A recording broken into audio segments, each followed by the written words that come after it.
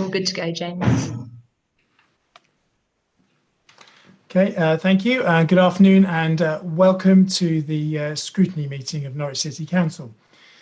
This meeting is being held under the Local Authorities and Police and Crime Panel's Coronavirus Flexibility of Local Authorities and Police and Crime Panel Meetings, England and Wales Regulations 2020, meaning that decisions made will have the same validity as those made at a meeting held at City Hall.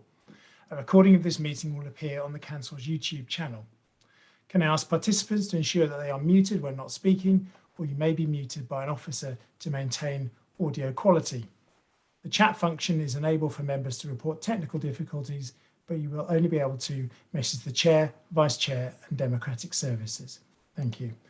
And so welcome to everyone who's watching on YouTube, and welcome to members of the committee. Item 1 on our agenda today is apologies. I've had apologies from Councillors Ryan and Manning, and Councillor Brochette-Colton is substituting for Councillor Ryan. Item 2 is public questions or petitions. We have had no public questions or petitions. Item 3, declarations of interest.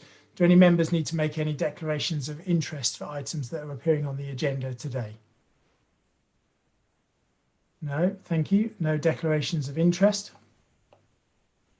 Item 4, to approve the accuracy of the minutes of the meeting held on the 10th of June 2020. Are members of the committee who were present at that meeting happy that I sign those as being an accurate record of the meeting?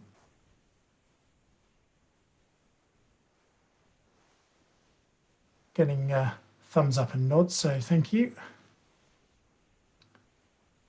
So item 5. So item 5 is our first formal piece of business today. We need to appoint a representative and a sub to the Norfolk County-wide Community Safety Partnership Scrutiny Sub-Panel. Where we usually handle this is I invite members of the committee to either nominate themselves or someone else. So if people would like to nominate, please do. Councillor McCartney-Gray. I'd like to nominate Councillor Adam Giles. Adam Giles, thank you. Any other nominations? Councillor Graham. I'd like to nominate Councillor Jamie Osborne. Jamie Osborne. Councillor Sarmezi, I think you had your hand up as well, please. Sorry, if we're at the proposal, I was actually going to second Adam Giles. Right, so we've got a proposer and a seconder for Councillor Giles. Thank you. Could I have a seconder for Councillor Osborne? Councillor Carlo, thank you. So we've got proposers and seconders for both Councillors Giles and Councillor Osborne. Any other nominations? Councillor Osborne, your hand is... Can I just clarify? I mean, I'm happy to be the sub representative. I wouldn't necessarily say that. I'm happy for Councillor Giles to be the main representative, but I think I would be happy to be the sub. I don't know if that's what we're voting on now. Well, we're voting on the main representative at the moment. So if you're happy for your name to go forward, then please do, or you can withdraw it and Councillor Giles gets returned uncontested. I mean, if people want to nominate me, I'm not going to say no, but fine. Okay, that's fine. In which case, we'll move to a vote on that then, please. So all members present who are would like Councillor Giles to be our representative, would you please indicate?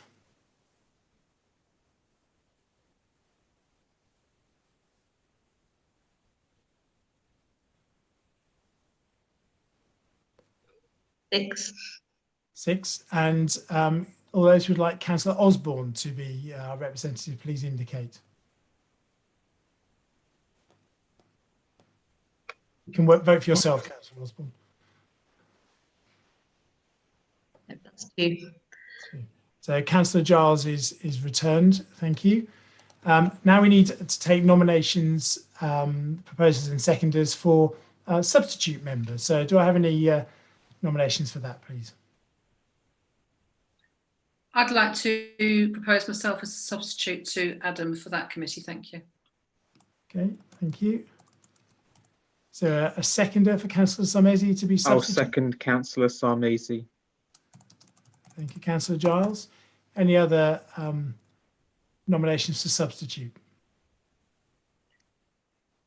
Can I Councillor Osborne? nominate myself on the basis that I think it would be helpful to have some diversity in the political parties represented. Okay, thank you. Do I have a seconder for you, please? Councillor Graham, thank you. And can I also say that I represent one of the wards that's most affected by community safety issues, and so I think it would make sense. Okay, thank you for that.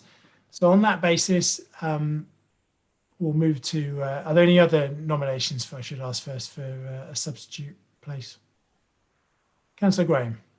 It's not a nomination, but didn't we agree last year that when people were putting themselves forward for a testing post, that we would have some kind of hustings and people would make their bid for the post?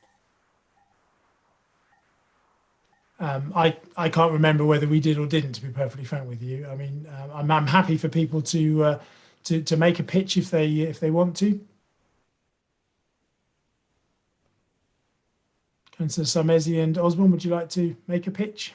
I mean, as I say, I representing Mancroft ward, where there's probably, I think it's about double the amount of crime and antisocial behaviour number figures compared to any other wards. I think it's worthwhile to have a Mancroft councillor on that panel. Okay, thank you. Councillor Sarmezi. Yeah, I don't mind making a pitch, but it didn't happen in the previous, we had a little vote a moment ago for a different thing. But I mean, I'm happy to make a pitch. I appreciate that some wards might feel that they have more antisocial behaviour than others, but I can guarantee and assure you that I have done a fair amount of work with the police in Lakenham, including on county lines. We have ongoing problems with antisocial behaviour in certain hotspots. And certainly when things were kind of tidied up in one neighbouring area, they seem to then send the problems up our way. So I feel as though I've had a fair amount of experience in my short time as a councillor in those, working very, very closely with the police. I attend all of the SNAP meetings, and we're about to, I think, antisocial behaviour is something that's on everybody's radar. So, and I would like to think that if I represented the council, I would think about it across the piece, not just my own area. Thank you. Muting now. Okay, thank you. On that basis, can we move to a vote? All those in favour of Councillor Sarmezi as being the sub, please indicate.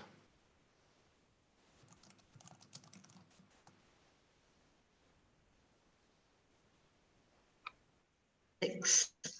Thank you. And all those in favour of Councillor Osborne, please.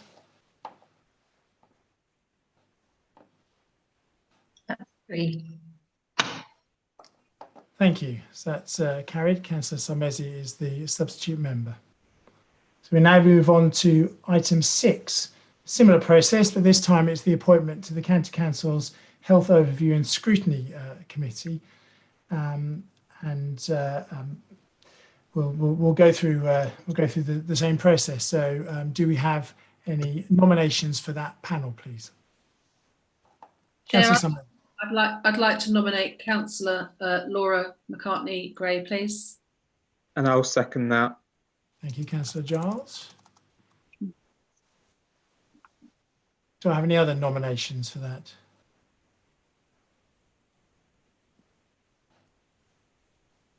Councillor Osborne. Can I nominate Councillor Graham on the basis that she has also got experience in the health and care sector? Okay, do I have a seconder for Councillor Graham?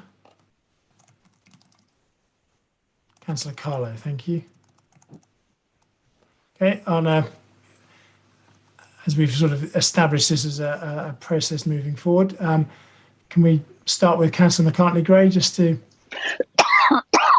give us a rundown? Okay, excuse me for my coughing. It's not COVID-19, it's asthma, as I keep explaining to everyone I meet. So my experience is based on 13 years for working on the commissioning side of the NHS. As an engagement manager, I've worked with a number of groups over the years, both voluntary sector and statutory public sector. I'm not really sure what else to say. I've done a lot of work with BAME groups. I understand how health commissioning works. I understand about the provider commissioning split. I'm aware of integrated care systems going forward, which is the latest reiteration for the NHS. That's it.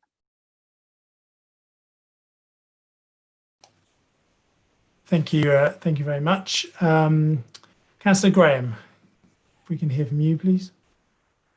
Thank you. Can I make my pitch for the representative and the substitutes? Because I think it's quite important that we work together. I have 38 years of nursing experience, 20 of which is on the district. So I visit people at home who are housebound.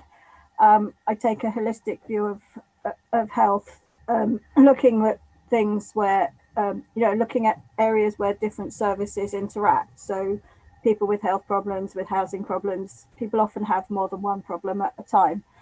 And that's the experience that I would bring to it. Okay, thank you. Thank you for that, Councillor Graham. So on that basis, we'll move to a vote. All those who would like Councillor McCartney-Gray to be our representative, please indicate.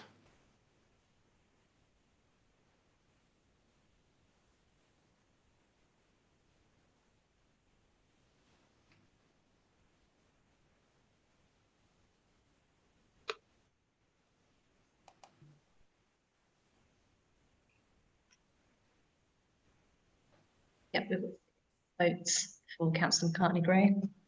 Thank you. And votes for Councillor Graham, please indicate.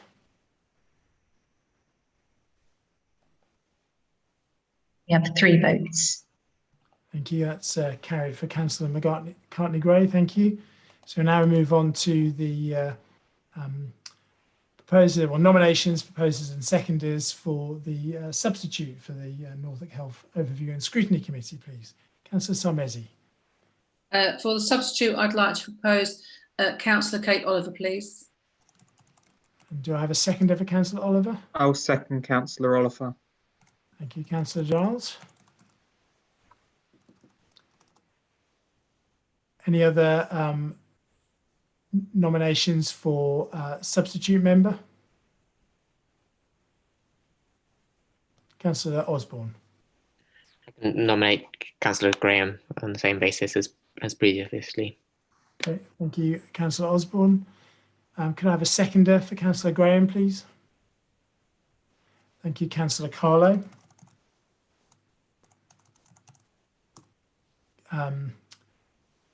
Councillor Graham, I think you've said that when you gave your credentials for the main panel member, you wanted that to be for the substitute. Would you like to say anything else at this stage?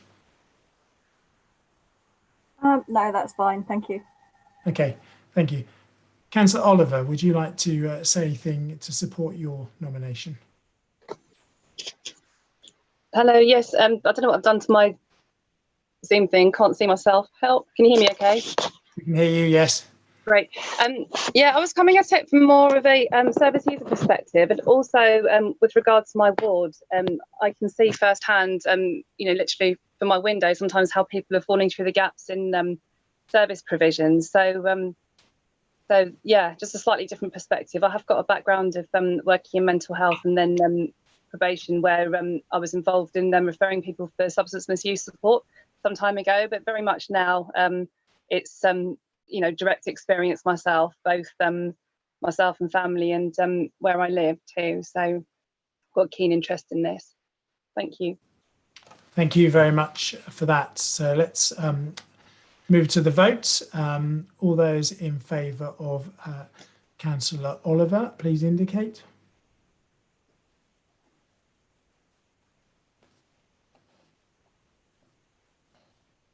Do we vote for ourselves?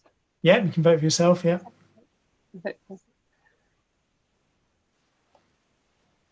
7. Thank you. And all those in favour of Councillor Graham?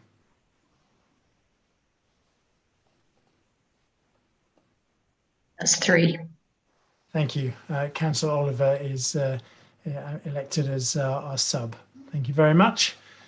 So we now move on to item 7, which is the annual review of the Scrutiny Committee from May last year through to March this year. It was an interesting year insofar as we lost meetings due to elections and the pandemic that we're now still living through. So, but this annual review, if it's agreed by this committee, will come to full council on Tuesday night of next week for agreement by council and sort of presented on that basis. But I know from discussions that some members have got some suggestions to enhance it before it makes its way to council. So on that basis, would anyone like to add anything in at this stage, please? Councillor Osborne. Thank you, Chair. Yes, I think what I'd like to see in this annual review is some sort of indication of what's actually been successful in terms of scrutiny, which is specifically having a list of the recommendations and what's happened with those recommendations, because I think some of the early meetings that we had as the Scrutiny Committee, I think, didn't produce very good recommendations. I think that was due to the timing of and the nature of the topics that were discussed, and that they were apparently for recommendation only, or to note only, whereas some of the later topics were much more appropriate and had much more focused recommendations.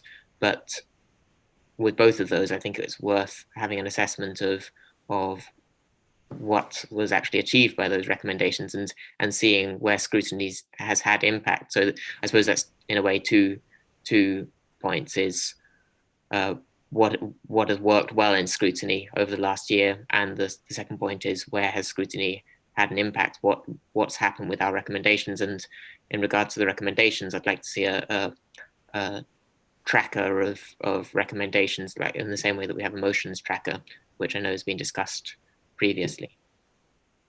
Thank you. That seems very reasonable. I mean, recommendations, of course, from the Scrutiny Committee are always to Cabinet.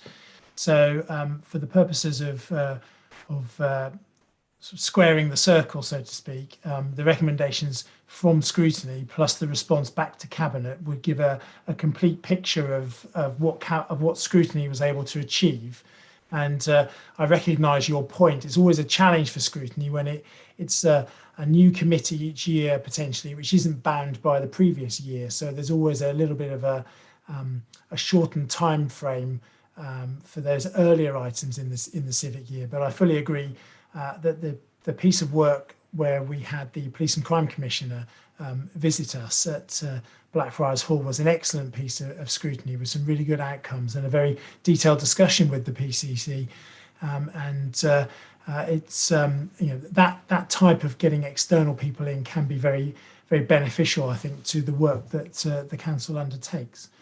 But can I get a view from an officer as to sort of the logistical practicalities of including this when it comes to council next Tuesday? Thank you. Lucy. Hi, yeah, I mean, we can do a simple table probably in time for next Tuesday of recommendations and what the current position is on those. And in terms of a tracker going forward, that's something that Emma is already working on to get set up for this civic year, with the intention that it will be included as part of the annual review next year. Okay, thank you very much for that. Are there any other comments on the task and finish? Not so much finish, the annual review. Councillor Osborne. Yes, again, thank you. You preempted me. Maybe. Preempted with the task and finish, yeah. First of all, actually, I'd like to say that thank you to the chair for chairing over the last year. I think it's been not always not always an easy task, but I think it's been very effective and fairly chaired, which I appreciate. I think what I'd like to raise about task and finish groups is I think it was a real shame that the fly tipping task and finish group was not carried forward. That by the time there was that it actually got off the ground with setting up meetings with officers and gathering evidence, it was already too late to actually produce a report that would be in time for approval by the committee. And so I think that, and given that that was the only topic that was recommended last year by a resident, directly by a resident, I think that should have been a priority, and I'd hope that that will be a priority going forward. Without preempting the next item on the agenda, where we look at our work programme, it seems to me to be entirely within the bounds of possibilities, given that we've already got a task and finish group fully worked up and members on that committee to continue that piece of work immediately and without delay moving forward. But so I take on board the need to progress that one. Any other comments on the annual review? Councillor Carlo, please.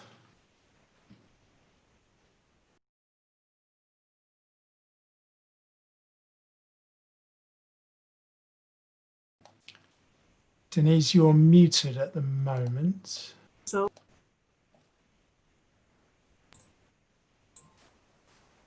okay, yes, thank you very much, Chair. And yes, to add my thanks to you for all your work over the past year. And yes, you've been a very fair chair, and also to thank the officers for their hard work too. But to echo Jamie's point in relation to the review, it's very helpful and gives the committee confidence if we can actually see the differences that we've made, to actually look at any changes on the ground. And I'd like that to be a given as part of the annual review. One point I want to make next week at full council, when we talk about scrutiny, is that actually some of the recommendations just fall by the wayside. And so that certainly happened with the task and finish group, which will be reporting on short-term lets, which will be reporting to the September scrutiny. Several of the recommendations made in June 2018 were not taken forward. And so having a tracker is really important. Thank you. Thank you. I mean, it would be, I think, helpful to understand. We can't get an answer for that straight away, but it's helpful to understand whether those recommendations were missed out, or whether the cabinet, as is it's within its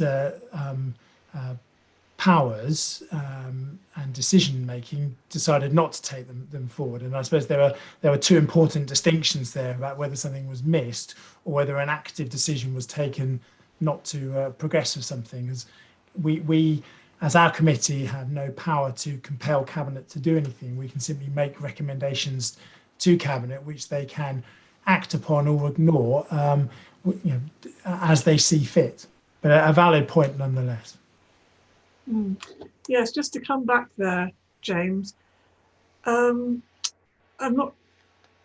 is not referring to the short-term lets, one of the recommendations which did fall by the wayside, but to refer to cabinet more generally. I think I'm going to make this point next week, that sometimes cabinet notes the recommendations or says it will come back to scrutiny recommendations, but in fact it doesn't. So they just fall by the wayside. And the feeling is that scrutiny has done a lot of work in making those recommendations, but they just get kicked into the long grass. And that's really a bit dispiriting. Okay, thank you. I mean, as you say, it's probably an important point to make on Tuesday night, when there can be some more members present to respond on that, I think. So any other comments on the annual review, or are we happy for that to go forward? Happy for that to go forward? Nods of approval. So thank you very much for that. So we now move on to item 8 on our agenda today, which is our main item, which is about setting our work programme moving forward. And this is a work programme in the context of a council that's operating very differently to 12 months ago, differently to even 4 months ago, where there are officers are not in City Hall, and the whole process of undertaking scrutiny is a challenge. But that said, we have had 10 items put forward for us to discuss today. Thank you for those members who were present for able to be present for our earlier pre-meeting discussion. I was able to let the committee know then that we'll take presentations on each of those 10 items that are coming to us today. And at the end of that, members will be asked to fill in a form to rank their preferences, and that will then be used to form the basis of those that we will take forward. But there are 10 items today, and so what I propose to do is go through them one at a time, and perhaps if the member who filled in the topic form could give a sort of brief précis, that would be very helpful. But before we do that, let's bring in Councillor Giles, who's indicating they wish to speak. Councillor Giles. Thanks, Chair. After we've had all the presentations, will there be like a 5 or 10 minute period when we get an opportunity to fill in the ballot paper? Yeah, there'll be a 15-minute period to fill in the ballot paper. Thanks. We'll then come back. The results will be up on the screen. And I think what we'll then do is take whichever one is at the top of the list. We'll have a bit of a debate on that to work that up into something that, if possible, that could then be used at September's meeting. Some of that will be dependent on which item comes first. If it's one that needs a particular amount of officer resource, that might not be possible to be the one that comes to September. So there will need to be a little bit of flexibility on that. But in principle, it will be based on the rankings that are determined during that 15-minute break. Does that make sense to everyone, and are people happy with that? Councillor Graham, you're indicating. Thank you. I just wondered if there'd be a chance to ask questions to the presenter before we vote. Yes, there will be. So my expectation is that there'll be a presentation, a bit of questioning. We may well call on some of our officer colleagues to add a bit of information from an officer perspective, and then we'll then move on to the next one. So we won't be debating the topic as though it were a full meeting of scrutiny, but there will be enough of a chance to get to the nub of what the particular item is about. Thank you. So if everyone's happy with that, and without any further ado, if we move on to page 37 in your pack, which is the first item up for discussion today. The first topic form received is on the progress of the Safer Neighbourhoods Initiative, SNI. I'm not sure at the moment who is the person who produced this form. So Councillor Osborne, is that you? And would you like to now just highlight your sort of reasons for it to be included? That'd be very helpful. Yes. Thank you. Thank you, Chair. I can say that I don't know if I should say this now, that I submitted the first 4 forms in this pack, so I'm happy to talk about those in general. The reason for submitting this particular form is that on safer neighbourhoods is we know that crime and antisocial behaviour is one of the biggest issues facing residents and sort of blighting people's lives, and that was, I think all councillors are aware of that. And sorry if I didn't mean to imply earlier when I said that Mancroft had the highest number. I didn't mean to imply that other places weren't affected. I'm very much aware that a lot of places are affected by this, and it's also an area where there is room for improvement on the council's performance. I think the performance indicator, which are fairly crude figures, as we know, they don't necessarily give a full picture, but they've consistently been below target for a number of reasons. But clearly there's a need for the council to improve its response to antisocial behaviour and helping residents to feel safer. And I know that the Safer Neighbourhoods initiative has been introduced in an effort to do that, but it's not been through scrutiny yet. It's quite a significant piece of work. There's quite a large amount of budget that's apportioned to it, that's being given to it. But also I think that some of maybe it's not necessarily always clear to residents or to councillors what the aims of the Safer Neighbourhoods initiative is, where it's going, how it links in with other work that the council's doing in terms of trying to reduce inequality and increase social inclusion, how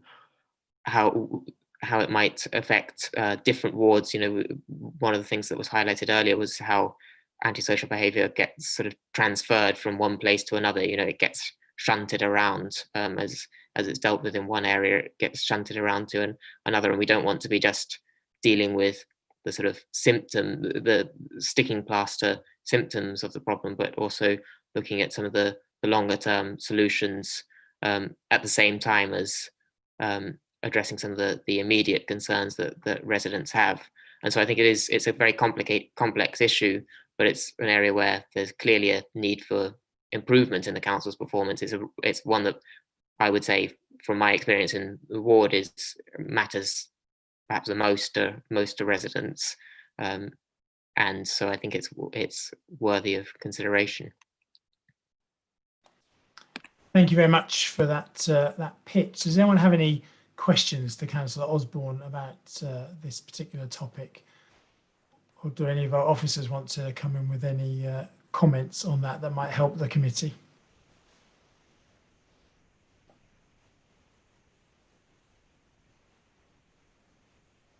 Councillor Carlo. James, hi. Oh, sorry.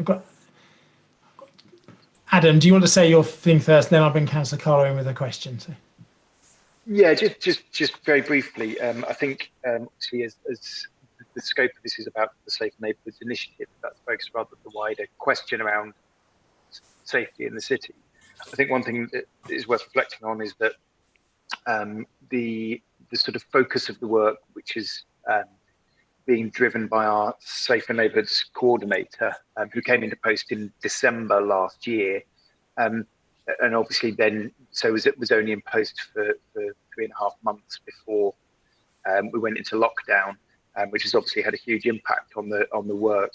I think in terms of how review a progress of that initiative, if that were the focus of this item, I think probably we'd want to be looking later in the work programme for there to be something meaningful for the committee to look at.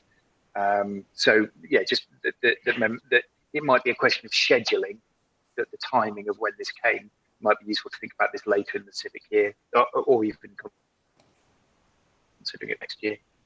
Great, thank you very much for that. It's very helpful. Councillor Carlo, please. Yes, just a small point. There's obviously an overlap with the fly tipping and antisocial behaviour task group. So I'm just wondering whether or not we're proposing to still take forward that task group, or to take forward the Safer Neighbourhoods in wrap that up in the task group as well.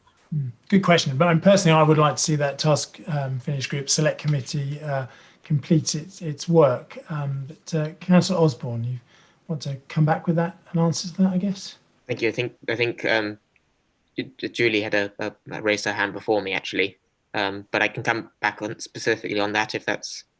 I thought that's what you would, as the sort of presenter of this, you were wanting to do. Yes, to come back specifically on that, I think that this task and finish group on fly tipping should be a specific and focused topic, and to focus specifically on that issue, and that the Safer Neighbourhoods initiative is again a separate piece of work looking specifically at how neighbourhoods are made safer.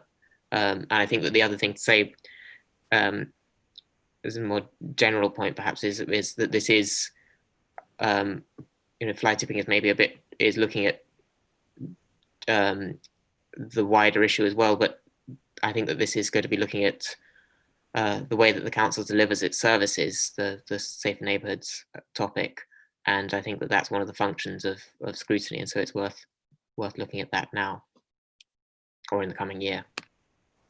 Thank you for that. Councillor Burchett-Colton, you had your hand up, please. I just took my dog's not going to bark. Sorry about that. Right. So what I was going to ask was, with the neighbourhood teams, I just wondered whether you thought about looking how they work in the different areas, because I know not all of us experience the same things. We sometimes experience different areas of crime and antisocial behaviour. But in Sewell, for instance, we've had really good and I just wonder whether you were thinking about maybe looking at seeing how other areas do it, or have I gone, is it totally not what Jamie had in mind? Sorry, I think you cut.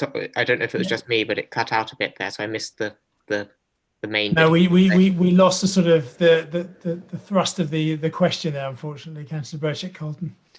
Can you hear me? Oh, am I allowed to say that?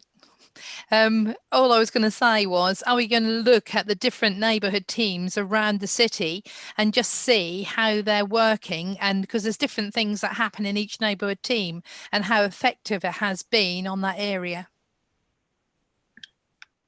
Yes, I think that one of the things about the Safer Neighbourhoods initiative, as I understand it, is that it's a sort of trying to take a coordinated approach, and so that's how I understand it. But I think that that's clearly a key thing that we would be looking at, because I think that there's definitely lessons to be learned from the ways that we can take a more coordinated approach, but also apply, to look at specific solutions that are more resident-led, that residents actually want in their area.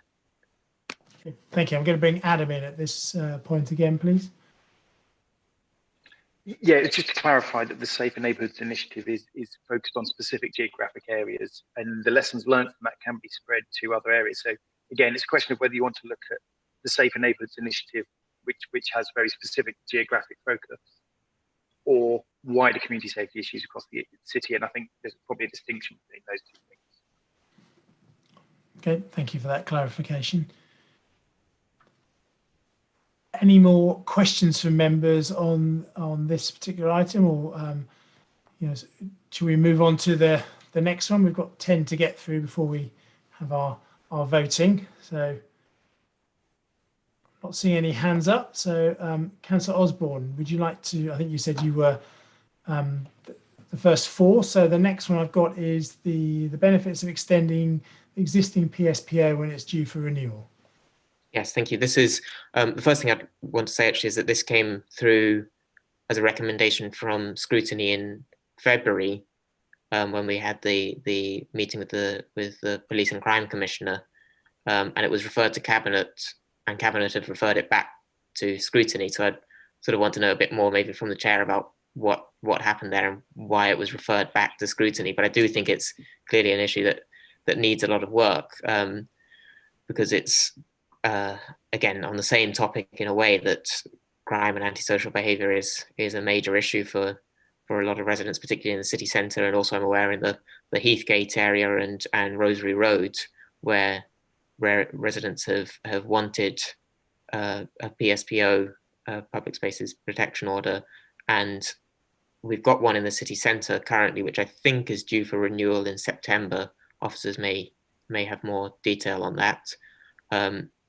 Which covers street drinking, but I think that there's that residents who are affected by prostitution and curb crawling, and also drug-related antisocial behaviour, would want an extension of that PSPO to their areas and to cover those particular activities. And also the police have said that it's an effective tool that they would support. And so I think there's an opportunity for Scrutiny to to look at how this could be implemented with partners, and I think it will be something that would be good to actually engage residents on to hear some of the difference that this would make to their lives.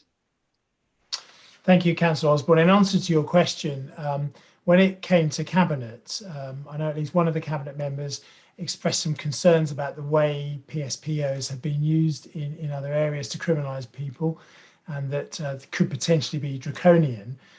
The leader of the council requested that it came back to scrutiny because we would have the time and opportunity, I think, to investigate in more detail and then put some further recommendations back to Cabinet. So in many respects, not dissimilar to having it as a topic on our work programme this year. So hopefully that clarifies a little bit why it's come back to us from Cabinet. Councillor Giles, your hand is up, please.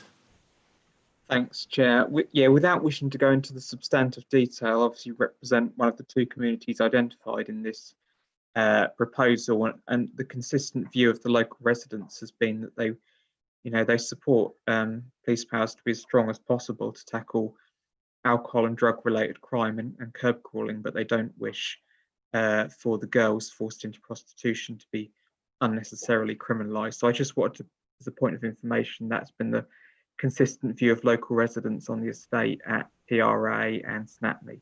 Thanks. Okay, thank you for that. Councillor Osborne?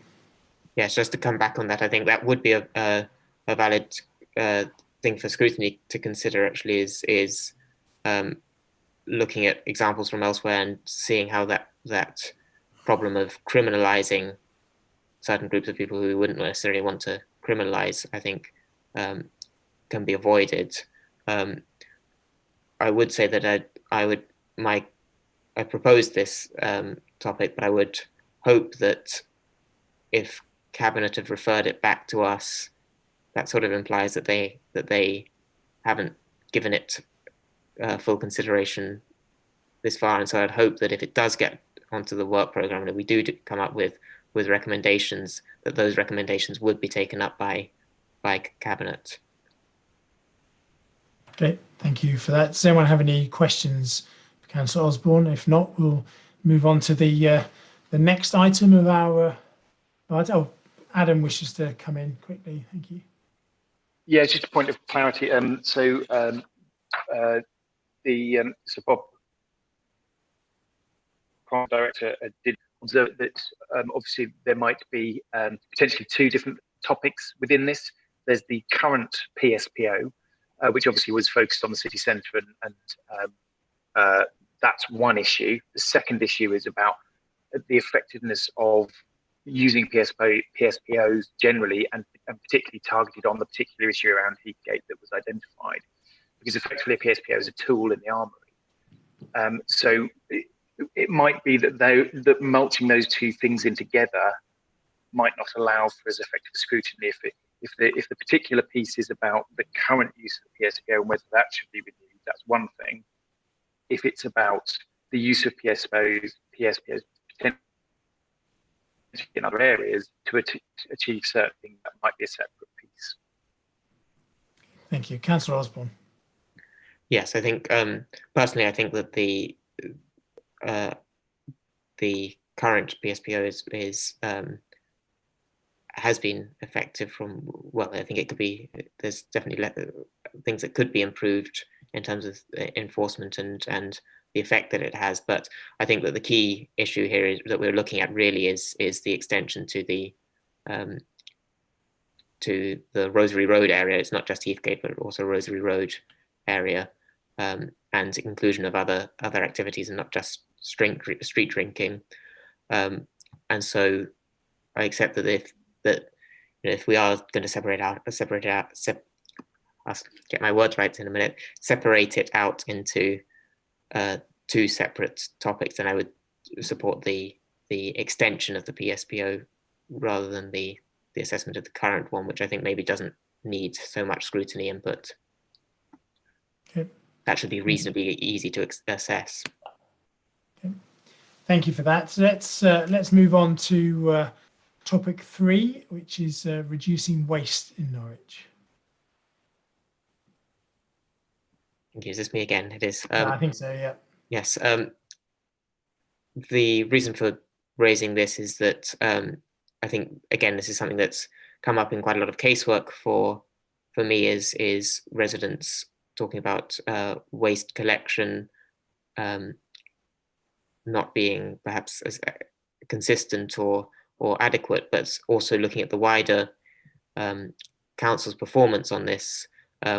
We Cabinet set targets for waste reduction, I think in 2014, and I think the sort of reporting on those targets just sort of fell by the wayside, and Norwich is below the performance of a lot of other councils, and that may be for various reasons. It's an urban area, which may make it more difficult to reduce, to have higher recycling rates.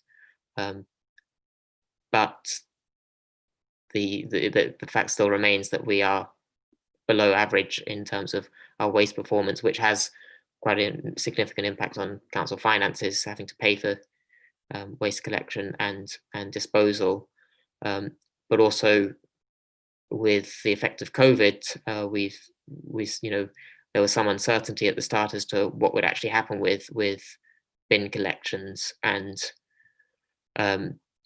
if we're going to be heading into a second peak, I'd want to make sure that that's not a service that's going to collapse under the strain of trying to carry on bin collections of quite large amounts of waste with a second peak of the virus.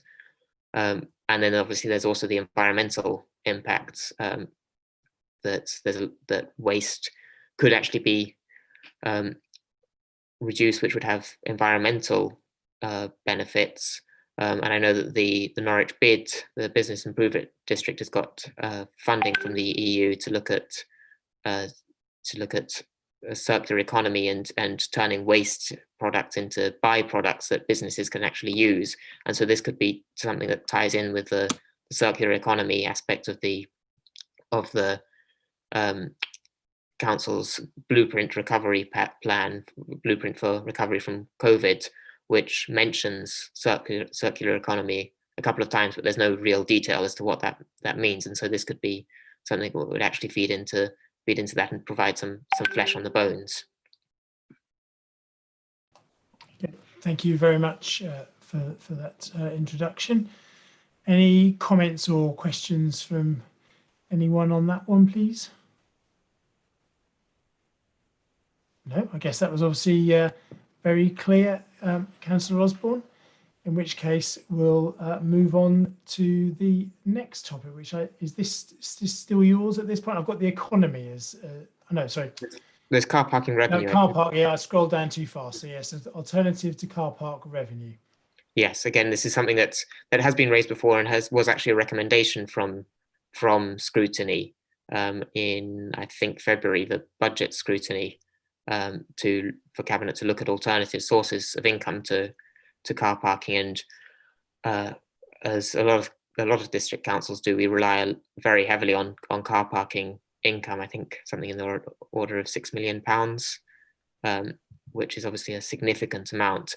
And with coronavirus, that income has been hit hard, with people not coming into the city to park. But also long term, we know that car parking can't be a long-term source of income if we're trying to reduce the amount of traffic coming into the city centre with the problems of air pollution and climate change that brings. But also it has I think car parking spaces take up a lot of space in the city centre, and is that space could be used for other activities or for other sources of income that would bring environmental and social benefits, increasing people's access to green space.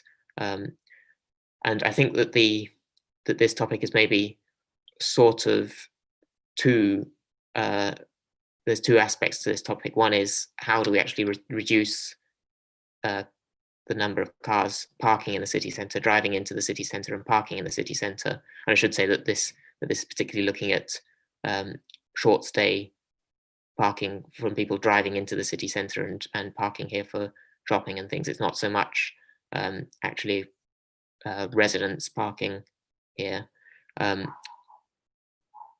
But so there's how do we reduce the number of cars driving into the city centre and parking here, which then leads on to the question is how do we do that sustainably, which in itself leads into the question of where do we find extra sources of money. So it's maybe two pieces of work that are linked, and I think it's clearly a big issue going forward for council, and it's been recommended a number of times to cabinet by I think both Lib Dem and Green Party councillors.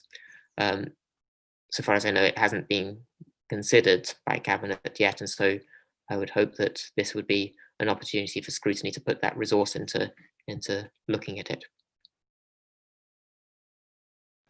Thank you very much for that. Any questions for Jamie on that topic? Any comments? Nikki, please. So I think it's just with a couple of the topics, we probably just need to think about how they fit into the budget setting and all of the work that's going to go around that, which will naturally come back into scrutiny. I'm just minded with some of this work, it's quite a lot of work at the moment when we're trying to obviously set a budget. We're obviously thinking about in terms of the blueprint how this will all fit in. So I would just sort of err on caution slightly in terms of officer time for something that's got such a wide scope at the moment when we're in the middle of the budget setting, and scrutiny's role in the coming months and weeks around scrutinising the budget and working with cabinet on that will probably bring up some of these issues. So that would be just my word of caution on that one, I think. Thank you for that. Councillor Osborne and then Councillor Carlo. Just to clarify on that, Nikki, does that mean that officers are looking at this already in terms of when drawing up the budget? Because I think that I would hope that given that it is that COVID has had such an impact on car parking income, and that it is an unsustainable source of income going forward, that when we're drawing up the budget, we would be looking at that anyway. And I think there's two things there, Jamie. One is that obviously people can put alternatives to the budget through their groups. So if you know, people can make suggestions, but we're always reviewing what we're doing in terms of our income. I think what I'm saying is big projects around looking at budget issues at this moment when our teams are closing accounts and also in the middle of trying to work so that they can present members with a way of closing what might be a huge gap, is just a word of caution in terms of resources to do something like that. But I think through the blueprint, if you look at the blueprint, there are lots of things in the blueprint that are talking about how we need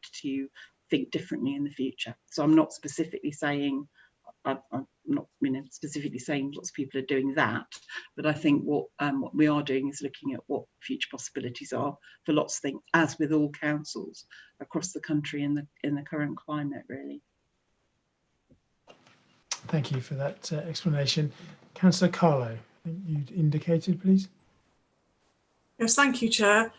But given the limitation on officers' time, I wonder if this is a scrutiny topic which could be taken forward by councillors on the committee as a task and finish group. That councillors could do research into what is happening elsewhere, and give some thinking on how alternatives could be worked up. Yes, I think, you know, that's absolutely fine. If members want to go to do research and do things like that, I can't see a problem with it. I think it's just if you're coming back to need lots and lots of detail in the middle as doing that for the whole budget process. You know, we're in very interesting times at the moment, aren't we? As we all know through the mechanism we're using for this meeting. So that was my caution. Okay, thank you. Any other comments at this stage, or should we move on to the next item, which is council finances? I don't know who brought this one, but if someone wants to pitch the item on council finances on page 46, that would be very helpful.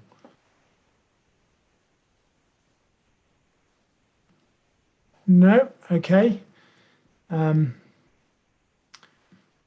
Councillor Osborne. Can I make a suggestion? I don't know who brought it, but as I understand it, we're going to be getting a revised budget in November, and so it would make sense, as we look at the budget anyway, we pre-scrutinise the budget anyway, but it would make sense to do it. Yeah, I mean that is a very valid point, and I was hoping that whoever put the form in would have been able to have highlighted perhaps where this differs from that standard budget setting process we go through, that will almost certainly will definitely cover aspects around the council finances. So I think I'm happy to accept the fact that this will be dealt with as part of the items which are standard on our work programme. Thank you. Well, let's move on to the next one then, which is the economy. It says in there the brief is around creating a sustainable economy, inclusive economy, an important opportunity to review the steps that we can take. I believe that the move of this isn't available, or the proposal of this isn't available today either. Councillor Giles, do you have some things you can say on this? Yes, the proposer is, I believe, not in this meeting, unless anyone can correct me, in which case I'm happy to speak on it, although I am doing so on a whim, so I haven't prepared anything. In terms of time, obviously, because of sadly, the impact of COVID, what we're likely to see is the worst economic recession we've seen for multiple centuries. That's going to have a massive impact on the country and city. And I think what the residents of Norwich are looking for us to do is to focus on the most fundamental issues affecting them, that have, the axes that our economy and daily life that lived on has really been shaken to its core by coronavirus. And I think we need to examine that. In terms of objective, I think we can. We've got the Good Economy Commission, and we've got the Norwich Economic Strategy. And I think in the light of the developments that we've seen post-COVID, it's necessary for them to be looked at again, given the developments. I also think that local government has got a unique place because of its closeness to stakeholders and residents in our local community, to feed into placemaking economic policy that Whitehall is not necessarily best suited to do. In terms of performance, there are obviously established economic criteria we use to assess our economic strategy by. They can be used alongside other indices that place greater value on well-being, that are becoming more and more prominent. In terms of public interest, I think quite obvious that as people sadly lose their jobs, see their businesses hugely impacted, many going into administration, there's going to be a massive public interest in this topic. In terms of the corporate plan, it links in with one of our 3 core priorities, which is a sustainable and inclusive economy. And I think there's a lot of public desire post-COVID to not just go back to what we had in the system before, but actually move towards something more fairer and more economically and socially sustainable moving forwards. And I think residents want to see councillors as elected representatives engage in that debate. Thanks. Thank you, Councillor Giles. There seems to be a lot of symmetry with what you've just said in relation to topic J, which was a late addition, which isn't in the main pack, but which is on the council website, which is a sustainable, inclusive Norwich economy following COVID-19, which talks about, we'll come to that one shortly, but those two seem very similar based on the I believe it is the same one, James. I believe right, okay. There was an administrative error in the topic form not being sent out in the original pack. Right, okay. So although I didn't propose it, so no, okay, no, that's fine. So that's helpful actually. So that in essence, the very short one entitled "The Economy," which we're talking about at the moment, we'll disregard from our voting, and we'll actually major on the sustainable, inclusive economy, which was item J.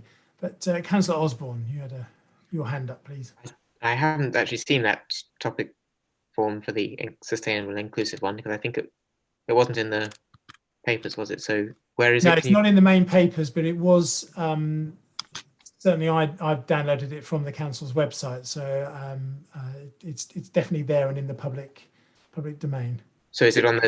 It was emailed out on the 14th of July at 3:30 by Emma to all committee members. Okay. I'll look that up now. Can I? I mean, obviously, I agree that the economic impact, the coming recession is something that we really need to look at, especially with all the job losses that are going on. And I do think that the economy is very, very, very broad. Couldn't be broader in a way, and so having a specific focus for this, and this may be in the topic form that I haven't seen, but I think it could benefit from a specific focus, and that may be something like how the city council can use its role as an anchor institution and local employer, or to stimulate a more sustainable economy. One of the things I'm quite keen to see is for the council to use things like community municipal bonds to raise money in sort of engaging ways that support the local economy, which I know which I was talking to Councillor Kendrick about earlier today, actually. And the other thing I would say is that there's the Good Economy Commission, which the council has set up, and maybe Adam can talk a bit more about that.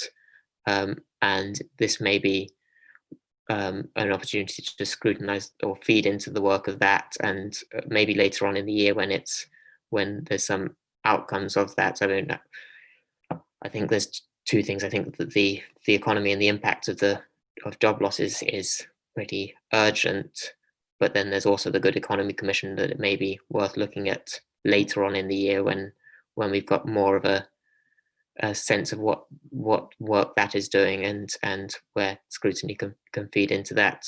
As a final point, I would say that we need to be looking at not just social and financial sustainability, but environmental sustainability, which is obviously the economic and social sustainability is based on that environmental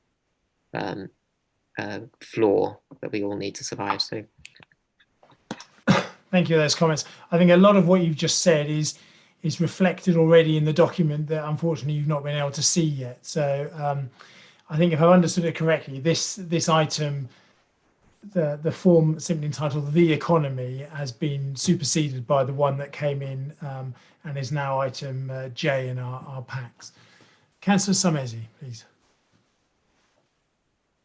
Thank you, Chair. Yeah, I just wanted to say that the title of the document that was emailed out to everybody says "A Sustainable, Inclusive Norwich Economy Following COVID-19." I think that probably covers what you were saying, Councillor Osborne, or trying to indicate. So just that you haven't seen that document, but that's the full title of it, and it was emailed to all of us, so it should be there. Thank you. Mooting now. Thank you. Does anyone else have anything they wish to say on this one, or I should say on the one which is item J, a sustainable inclusive economy, given that they are one and the same. Councillor Carlo, then Councillor Fulton McAllister after Councillor Carlo. Thank you, Chair. Yes, I think if we select this particular topic, it's really a chance to feed, as I see it, a chance to feed into the Good Economy Commission rather than having something parallel. So I wondered if it's better to either wait until later in the year when the Commission has started, well, it has started its work, but it has got a little bit for us to comment on, or else to take the topic as early as possible and then to feed into the Commission that way. I'm not sure which is better. What we'll do is we'll wait and see the outcome of the ranking exercise. It may well be that, and I don't consider this for one moment, it may well be that this comes 12th out of 12th, and then we decide that we don't want to discuss it at all, in which case there isn't any need to worry about the timing. But if we put it through our ranking process, if it comes up and scores highly, then we'll look at the practicalities of when we can fit it into the programme for the year. Councillor Fulton McAllister, please. So I think that if we, for any reason, this topic didn't make it into the top tier of the rankings, it would be something that the citizens of Norwich would look incredibly poorly on. I think it's probably the most important issue that we need to focus on, because we've seen that over the last 2 months, the number of people who are in work but receiving absolutely no pay whatsoever has rocketed up to 600,000. It's something which is going to be a major, albeit at the moment hidden, issue in our city. And if we aren't talking about the economy, what's the point of us as a local authority? Thank you for that impassioned plea. Councillor Osborne. Thank you. I accept that, and I fully support the principle in general, and the urgency of it as has been highlighted. What I would want to make sure is that it is something that where the council can actually have an impact, and so looking at council services or the way that the council can, what I'm quite concerned about is councils everywhere, as well as the government, sort of going into a new period of austerity, and I would like to see how we can actually try and find ways around that, or to counteract that through our own services, by making sure that we are investing in sustainable jobs and training for people, and helping to the economy to be supported in Norwich, not just cutting it, basically. But how can we do that through our council services? Thank you, Councillor Osborne. Adam, and then once we've heard from Adam, I think we'll move on to the next item. Yeah, I mean, I think just to reflect that, obviously the Good Economy Commission is now up and running. Had the first meeting, got a meeting next week, and so we are in the scoping phase.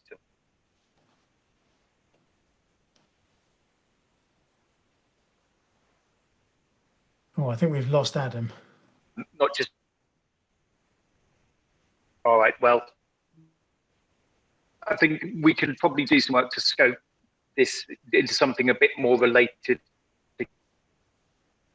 which might be more useful than having the whole topic of the economy, which might be quite a big beast to try and scrutinise. If you heard any of that. Yeah, I think we got enough there to help make come to an informed decision. So thank you. The perils of broadband access. Okay, thank you. Let's move on to the next item, which I have as the social inclusion agenda following COVID-19. Who wishes to speak on this one? Councillor McCartney-Gray, thank you. Hi there. Yes, this is one of the topics that I submitted during the last 14, 15 weeks, Norwich has developed an immensely essential, I think, group of individuals and communities that have worked with officers, both at a local level and at a county level, in supporting those people, especially who have been shielding or who have been at serious risk. And I think this is an opportunity for us to look at, to support those current groups going forward, because there will be spikes. Hopefully Norwich will not be one of those areas, but we can't guarantee it won't be. But also look at the communities where there wasn't as much support, and help to look at bolstering support in those areas. I think this is quite an important one, and I think it's very topical, and I think it's very timely. Everything else is in my paper. Thank you very much. Any questions to Councillor McCartney-Gray? Laura, were you talking on the community development one there?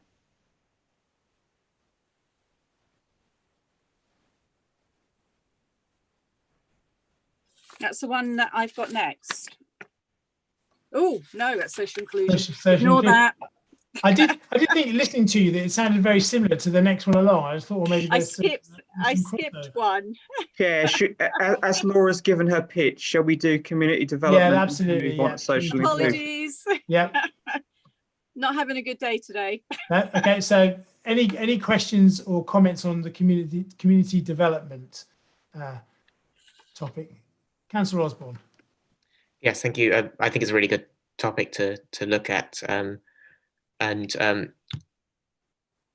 I think that one of the things that has, what I've seen from both working with the mutual aid groups and in the ward, is that there's been different kinds of support. Some people have had really formal, like, mutual aid groups and people with administrating that and so on, and others it's just been much more ad hoc and people helping their neighbours basically. So I think it's worth bearing that in mind and looking at different circumstances and different what works in different areas.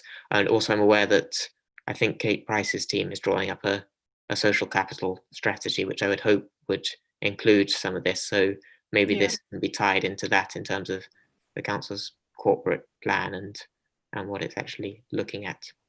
Yeah, not one size fits all communities. So we have to, be able to be flexible. That's what I was trying to sort of say in the topic form. Yeah, no, that's great. Thank you. I think this is a really good item, particularly and we've all had different experiences throughout this as ward members. And one of the things that I found came up was there were people who needed help, but they didn't need financial help. So they didn't want a box of stuff being brought to them. They just wanted someone to help them engage with a retailer who didn't require them to have a computer to access food. They had the money, but they didn't necessarily want to hand money over to strangers via a mutual aid thing. There's a whole sort of, there isn't it's definitely not a one size fits all approach, very clearly. Councillor Sarmezi next, then Councillor Osborne, please. Yeah, I think this is a really, really good topic, and I think it's a good opportunity to really kind of identify and showcase, if you like, all the different kinds of things that were going on, and lots and lots of soft learning, and stimulate this kind of community development post-COVID.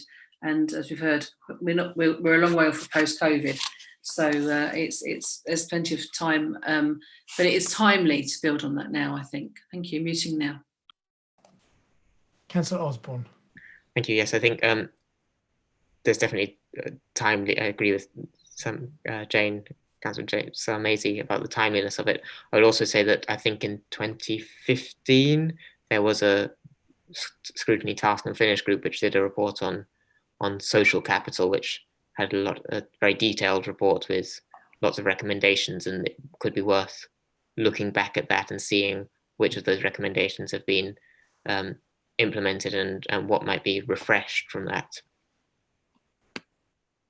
Okay, thank you. Any other comments before we move on to the next item? Councillor Giles.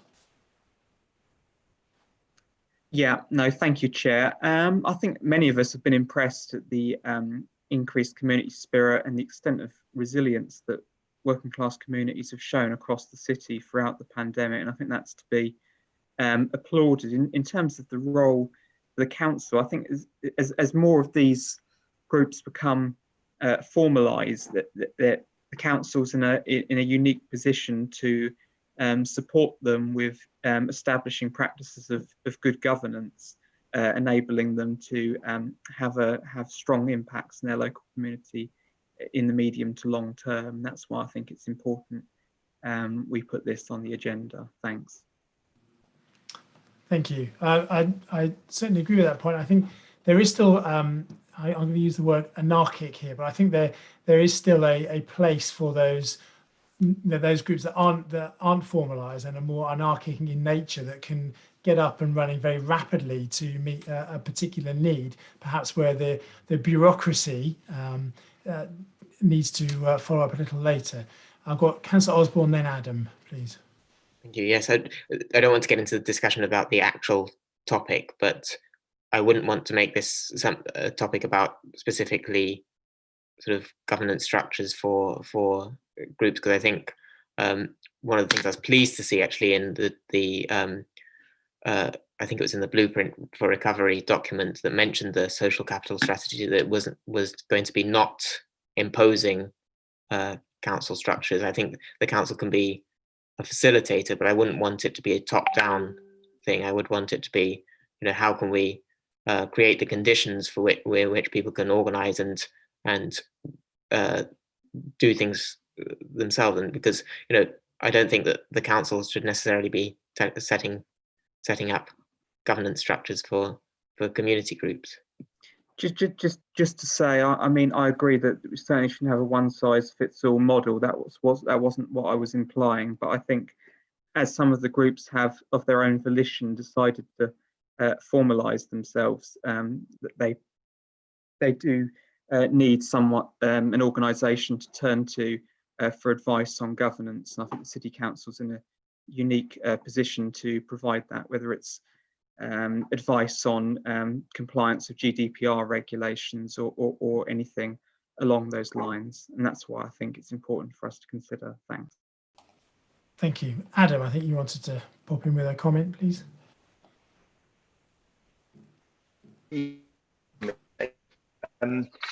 The comment Bob had made was just obviously within the community, so within the COVID recovery blueprint, there is a mention about how communities will be engaged and sort of how some of that momentum of mutual aid groups, etc., can be worked with, but there hasn't been much.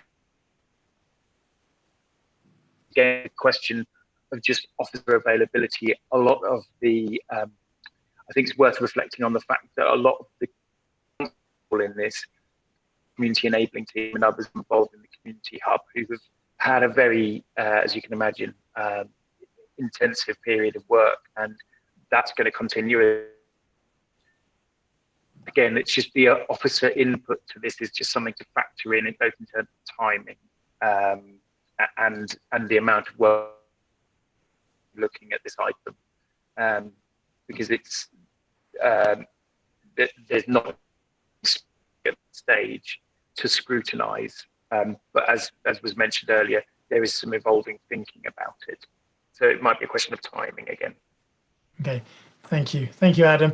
I think possibly if you come back into the meeting for any other point, we were losing you quite a lot there. Maybe try turning your camera off so that the limited data that you have is just dealing with voice rather than trying to send any picture as well. So thank you. Well, let's move on to the next topic form, which is the social inclusion agenda. So is that Councillor McCartney-Gray? No, who? Councillor Giles. Hi, thanks, Chair. Again, it wasn't myself who submitted this, but I believe the member who did so isn't present. So again, I'm going to speak off the top of my head in proposing this. So apologies that I'm not speaking very well. In terms of time with regards to social inclusion, obviously the impact of COVID is having a massive impact on levels of poverty, on unemployment, and on reliance on social security, both in new ways, but also in the established social security system.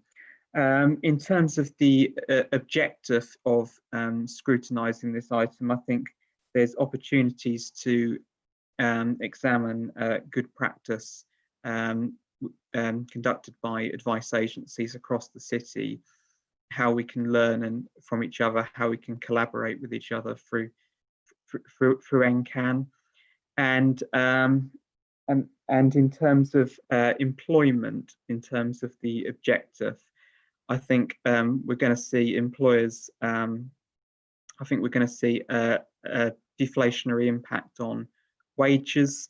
I think we're going to see a deflationary impact on terms and conditions of workers across the city.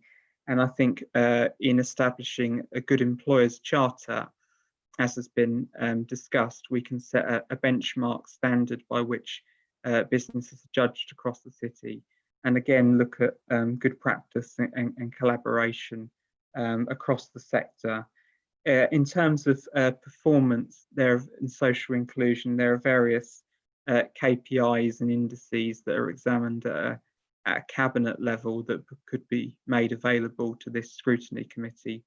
In terms of public interest, I think, you know, what we've seen is a lot of people who were just about managing in the past decade, who for the first time, certainly for the first time in a long time, because of the pandemic, have found themselves experiencing the horrors of the much diminished social security system. And I think that has resulted in a much greater interest in the defects of our social security system and insecurity. In terms of the corporate plan, it fits in with our objective of people living well. Thanks.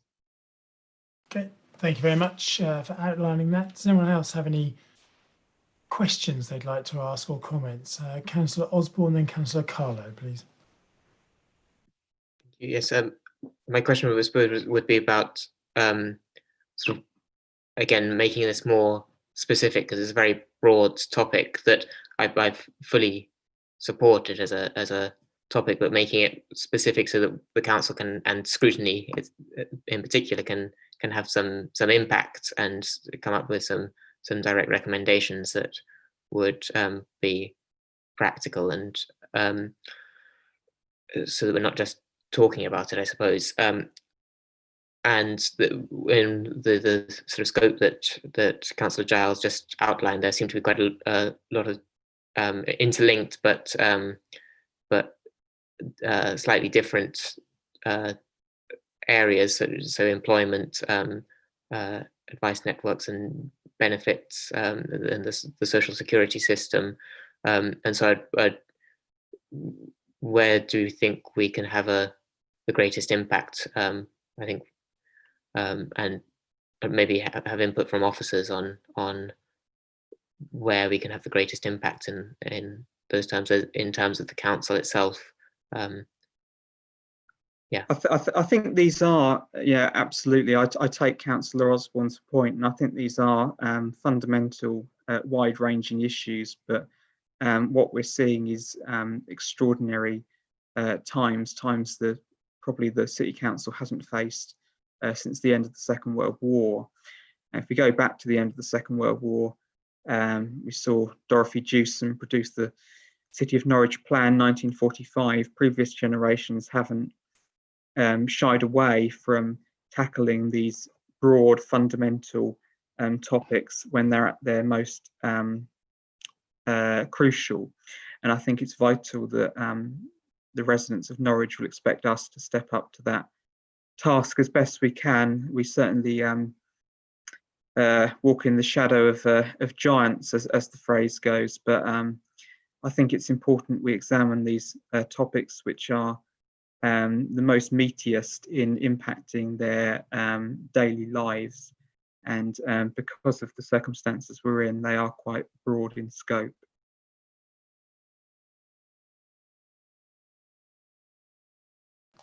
Didn't unmute myself. Councillor Carlo, please, and then Councillor Osborne again.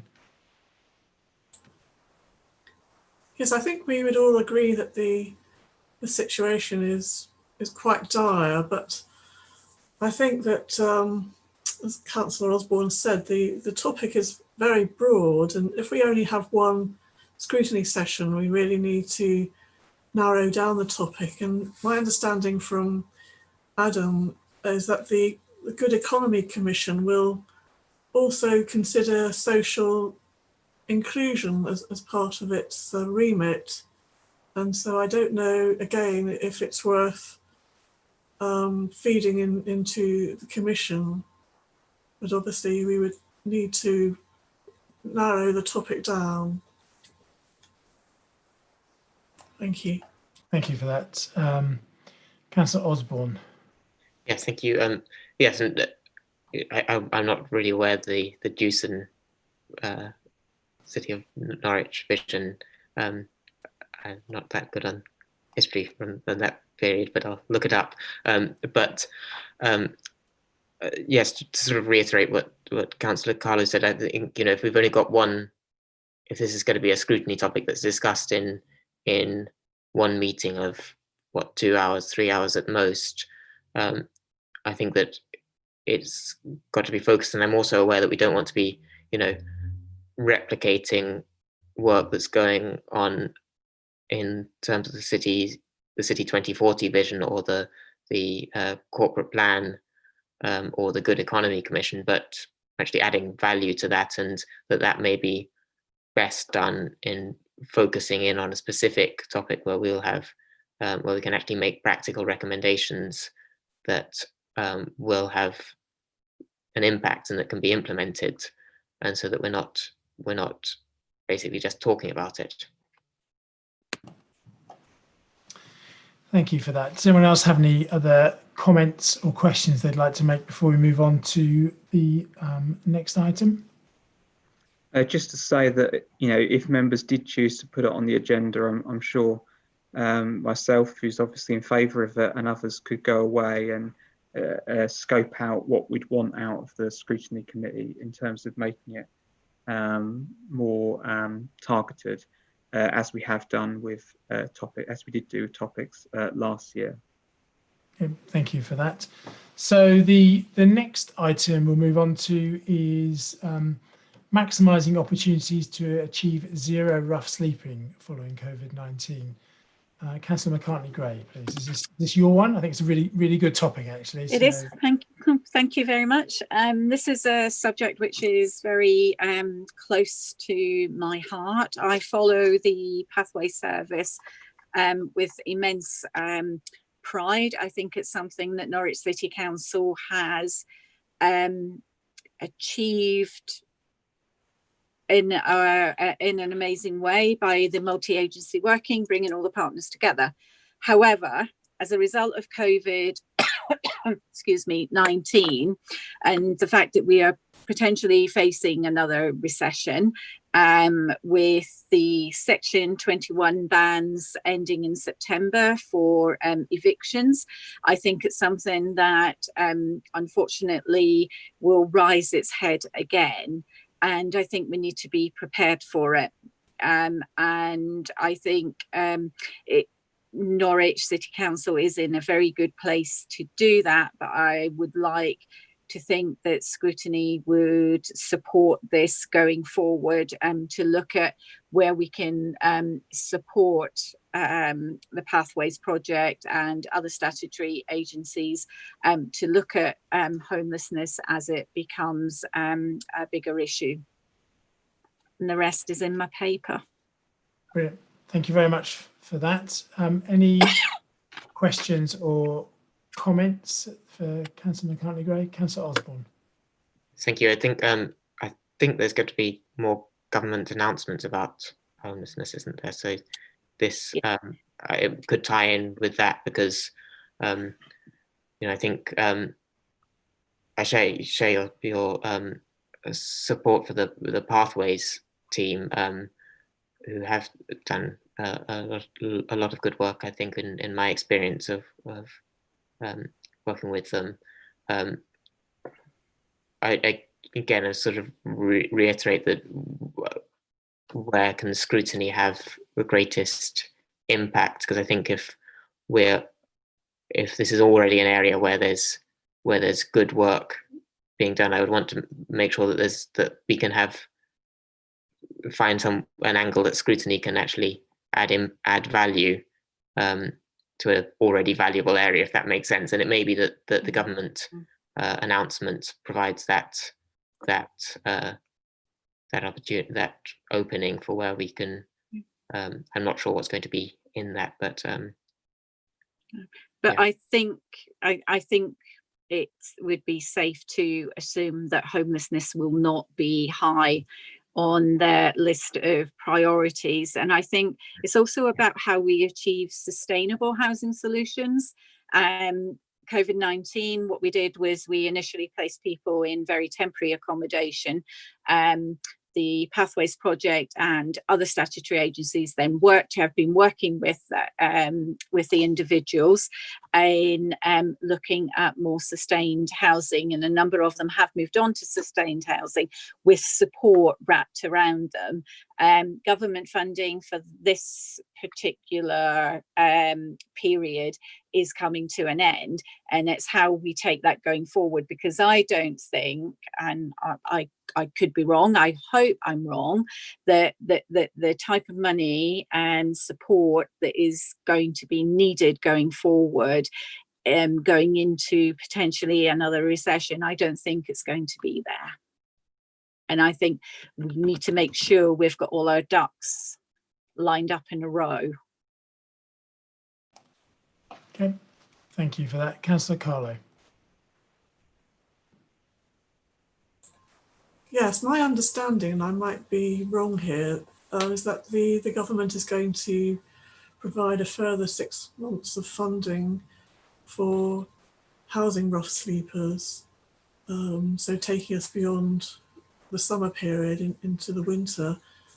I feel that Laura's expanding the topic rather. So rough sleeping is something very specific, and homelessness is a much bigger topic, and has a number of different facets to it.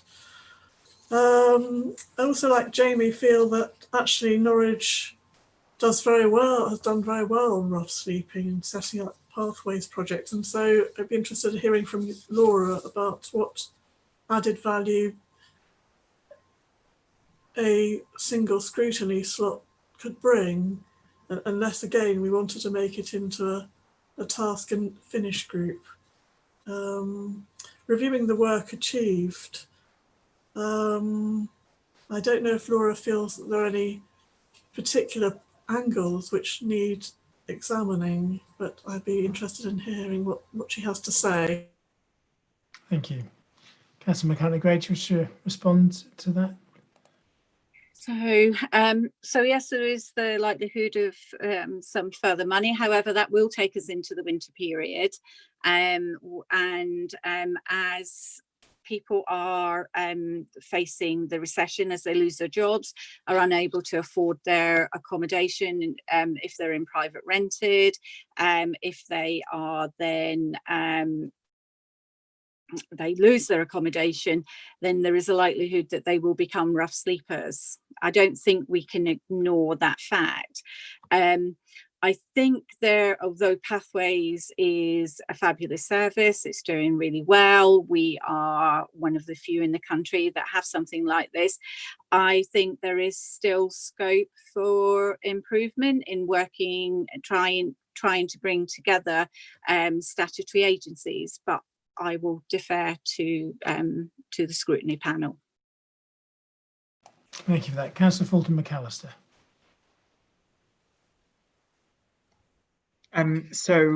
I do think this is quite a pertinent topic, because although Norwich has done incredibly well with tackling homelessness, we still experience a lot of homelessness in our city, more than I'd like to see. And whether those people are sofa surfing and coming out during the day is irrelevant. The fact is that they do not have a home. If you have a roof over your head, that is very different to having a home. And we're going to be in a position where the government lifts the eviction ban in the next few days. We've already seen the John Bird, the founder of the Big Issue, calling for there to be a national scheme set up to tackle a lot of the evictions that we expect to see. And if we're not ahead of that curve, we're going to be behind it, and that will completely do away with all of the previous good work that we've managed to achieve in Norwich. And again, I think it's one of the issues which should be a major priority for Scrutiny because of this, because we want to remain a city with a low level of homelessness. Thank you for that. Councillor Samesi, I think. Thank you. I also think this is very pertinent for a number of reasons. We have done very well in Norwich, and I think one of the things that I really noticed on the couple of occasions that I went into town, the city centre, when it was under lockdown, was the fact that there weren't that many roughs. There were one or two, actually, because one or two didn't seem to want to go in, is what was explained to me. But there wasn't the same number.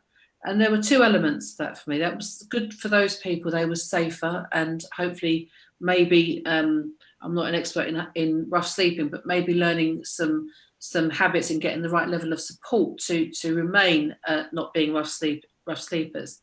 There's also the public health issue, because one of the reasons that we didn't want, we wanted to try to achieve rough sleepers not being exposed and spreading coronavirus. We've heard that actually we could have a second spike. It's likely we'll get a second wave. So I think there's a number of levels on which we should be thinking about trying to maintain this reduction, if not complete elimination, of rough sleeping.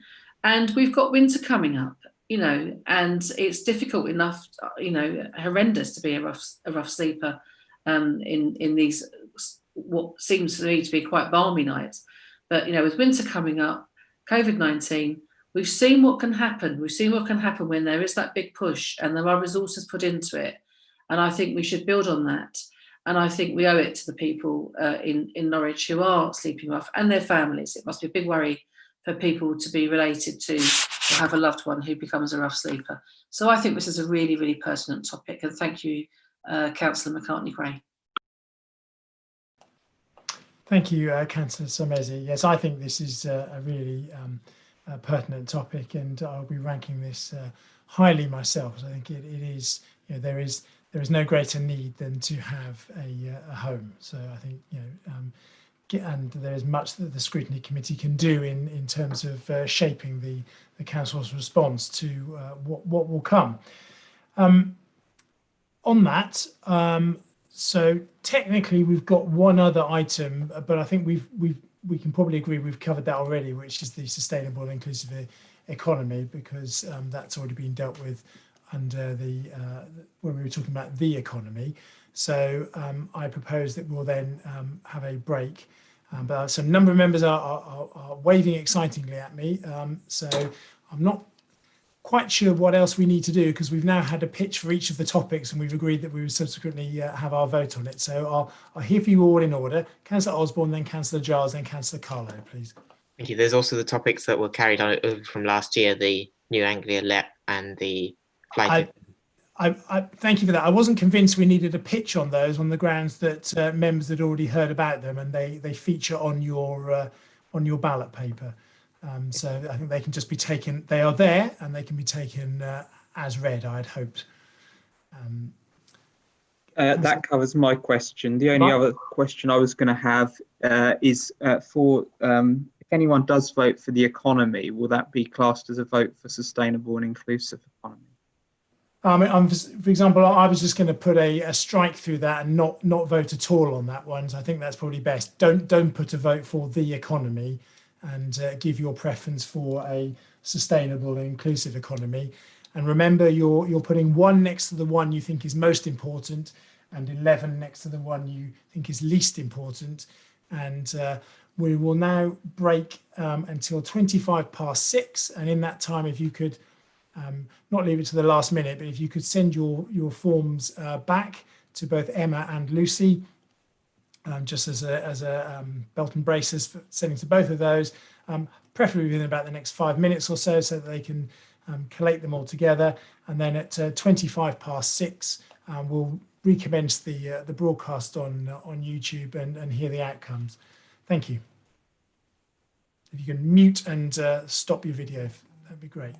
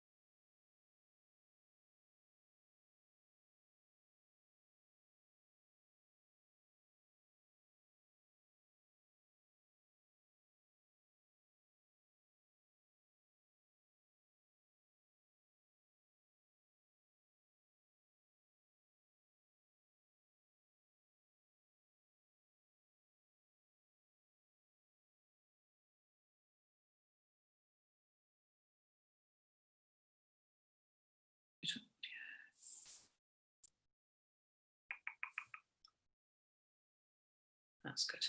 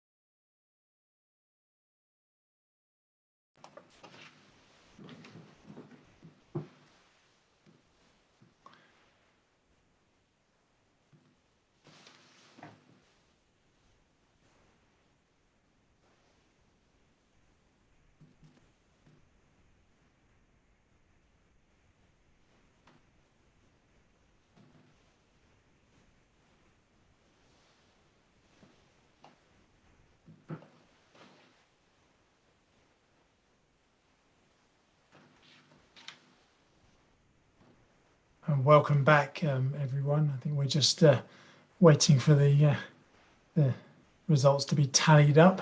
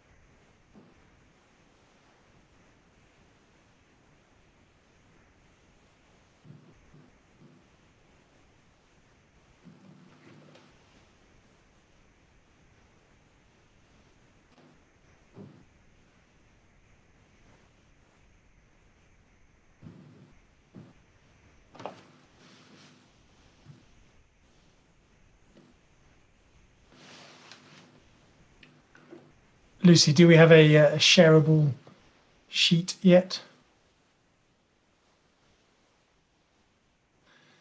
While we get the sheet ready to go up on the screen, I'd like to thank members for what I think was actually quite a difficult decision, because in ranking those, you're inevitably saying that some are obviously a lower ranking than the ones you rank highest. But of course, they're all in one way or another equally as important to the work of the council. So thank you for those who've taken the time to put the topic forms in, and we'll wait and see which ones are going forward for discussion.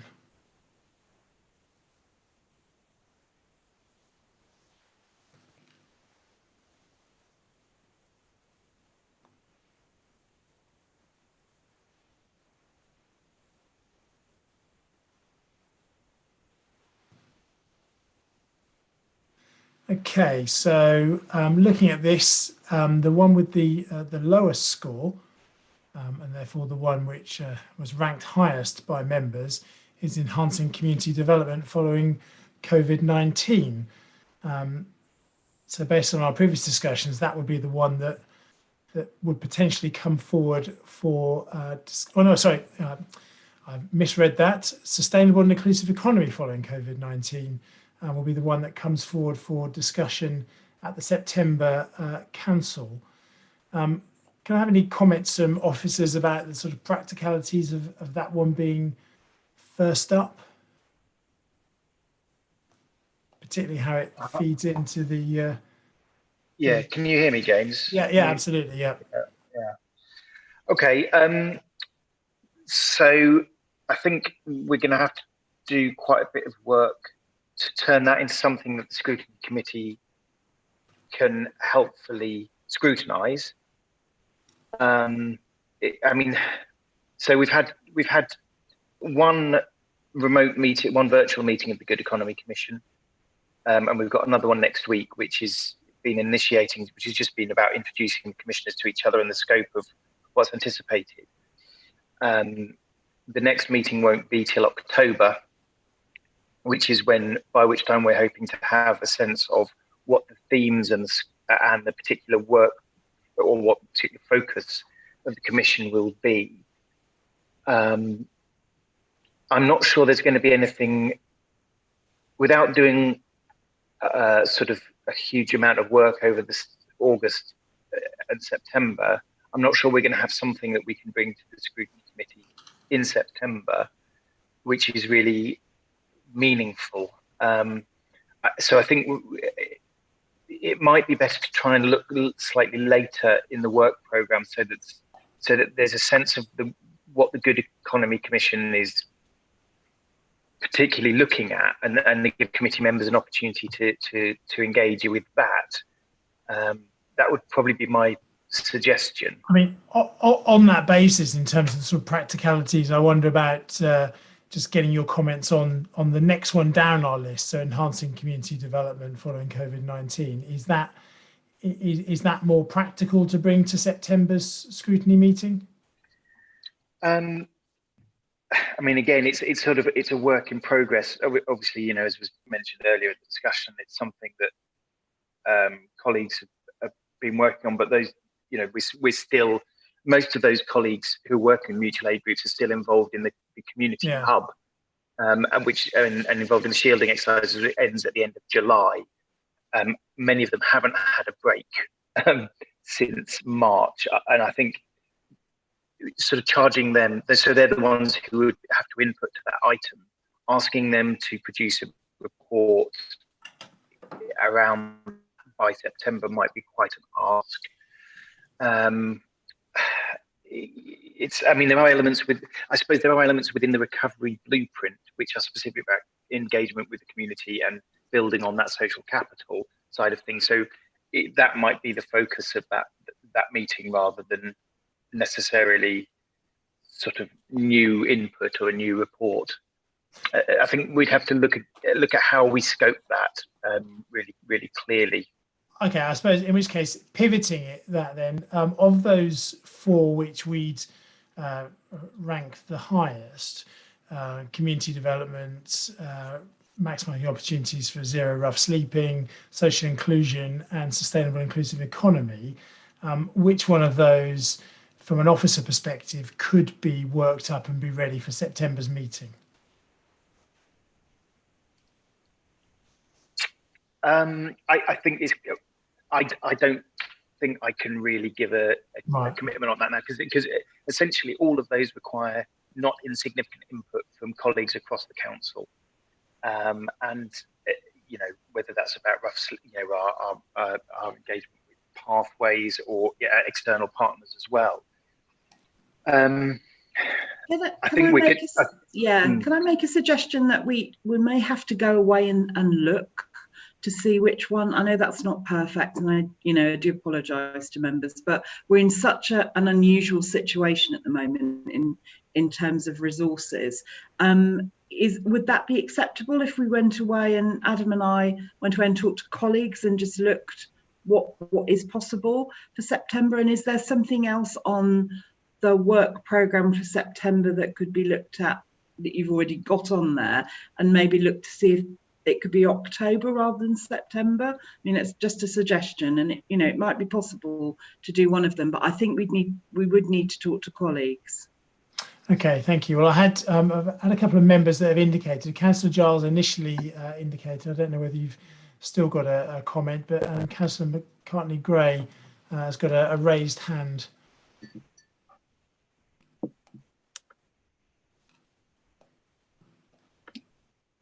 Does Adam want to go first? No, go ahead. Okay, so my suggestion is that for the September meeting, we bring together the information that we've got from the various task and finish groups that we need to close off from the previous year, which would give us an opportunity to look at those, to report back on any recommendations to Cabinet, and then that leaves us clear from October onwards, and that would give officers an opportunity to give them a bit of breathing space. Yeah, no, I think that's a good idea. I guess my only concern from our work programme perspective is that effectively loses us a slot in terms of things that we can scrutinise. So that's a very sensible solution to the problem we have. It potentially means less items that can be scrutinised as the year progresses. I've noticed that the corporate plan is on the plan for December and January. Is that correct? And if not, can one of with the equality information report also in the December meeting, could those items be taken in one meeting and then the other meeting freed up for a fourth substantive topic chosen by the members in this meeting, so that officers have until October? Well, I mean, we were hoping to have 7 substantive items, one at each of the meetings moving forward. So I'm not sure why they're on there twice, but juggling those around doesn't create any additional slots for substantive items. Unfortunately, well, at least that's my take on it anyway. I was interpreting the fact that 4 were highlighted on here. I had the impression that only 4 were being. So the whole idea was that we'd fill the work programme this side of Christmas, and then look at Christmas later on in the year, or look at post-Christmas later on in the year, simply because we don't know what it's going to look like for a whole bunch of reasons. No, the top 7 go through effectively. So the ones in white that aren't highlighted at all go through as well. So the LEP, reducing waste. I mean, we could potentially see whether the LEP are available, given that that's something that's pre-worked up and members want to see back again, see whether they're available at some point during September, and pick that item up. So pick up where we left off from March. Might be a way forward on that. Councillor Osborne. Thank you. Yes, I was going to suggest the same thing about the LEP, especially if that may well tie into the work on the economy, given that they are key to setting the economic strategy for the region, which will obviously have an impact on Norwich. So I think it would make sense to have the LEP, if they are available in September, given that that's already been worked up by officers. My concern about the getting the reports from the task and finish group is that the fly tipping one, the reason that didn't work properly in the last year was because there wasn't meetings with officers weren't set up, and there wasn't time made available for members to speak to the various people who would be involved. And given that we're coming into, we're halfway through July, we'd have August, when a lot of people may or may not be away, depending on whether people are going away now, but people may still be off work, and it might be difficult to fit that fly tipping in to complete the report for that in time for September. It's not impossible, but I'm just saying, and I wouldn't want to impose that work on officers either. Well, let's go for the potential of having the LEP, subject to diaries of the key people involved with that, and we may need to be flexible on adjusting the date of our scrutiny meeting if that's appropriate. Let's bring the Airbnb select committee report to that meeting as well, which then gives some breathing space to officers to see about working up our further items. I've seen a number of hands up. Councillor Giles, please. I was going to say, in terms of 7 substantive items, February, when we do pre-budget scrutiny, wouldn't that be an entire meeting or not?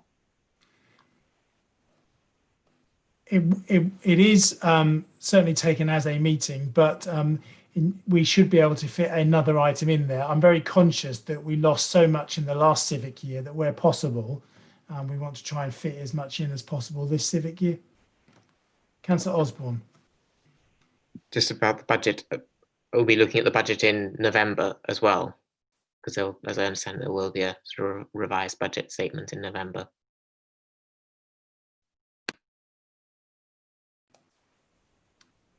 I'm not sure whether the budget comes to us for November's meeting or not. I would think not at that point.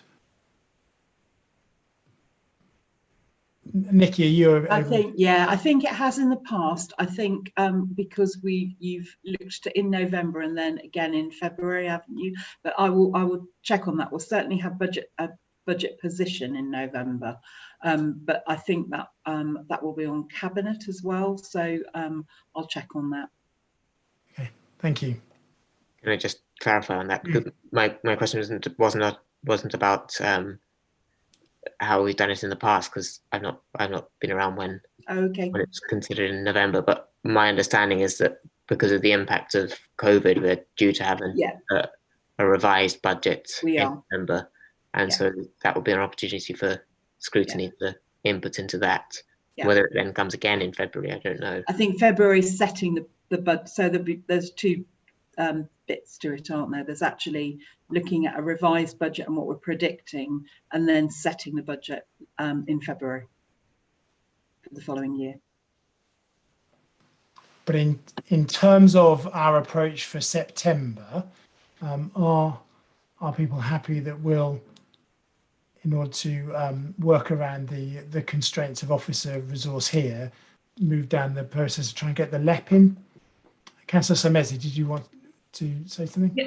Yes, Chair. All I was going to say was I think we all accept that we are in interesting times, I think was the phrase that was used. And we don't live in a world that's as smooth and perfect. I mean, even before COVID, you know, often officers are working flat out. So I think the sensible option is to just go with the LEP and the feedback as best we can from the task and finish groups, which themselves are interrupted actually. And I think we're going to have to just accept that it looks a little bit different, and be supportive of officers being able to do something as much as they can, and us doing what we can as well. That's what I wanted to say. Muting now. Great, thank you very much for that. Very, very well put sentiments, I think there. We do need to be understanding.